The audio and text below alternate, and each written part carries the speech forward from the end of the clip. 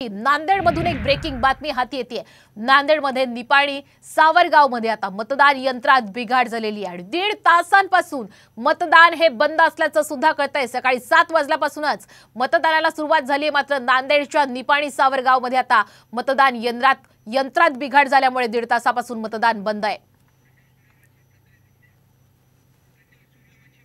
अधिकचे अपडेट घेऊयात आमचे प्रतिनिधी संजय सूर्यवंशी आमच्या प्रतिनिधींकडून। संजय, नांदेडमध्ये नेमकं काय सुरू आहे? किती वेळात मतदान प्रक्रिया सुरू होईल? नांदेड जिल्ह्यातील ही दुसरी घटना आहे। माहूर तालुक्यातील टाकळी येथे देखील मतदान मागील 1 तासापासून बंद आहे। तिथे ईव्हीएम मशीन बंद पडली होती। त्या ठिकाणी आता दुसरी मशीन बसविण्याची तयारी सुरू झाली, परंतु नांदेडच्या म्हणजे देगलूर तालुक्यातील निपाणी सावरगाव येथे देखील ईव्हीएम मशीन मागील 1.5 तासापासून बंद पडलेली आहे। त्यामुळे मतदानाची जी प्रक्रिया आहे तिथली ते खोळंबली आहे। या बूथवर 355 मतदार आहेत, ज्यात पुरुष 175 आणि महिला 180 मतदार आहेत। या सर्व मतदार त्या ठिकाणी मतदान करण्यासाठी आले होते, परंतु मागील 1.5 तासापासून निपाणी सावरगाव येथील हे मशीन बंद पडल्याने मतदानाची जी प्रक्रिया आहे खोळंबलेली आहे।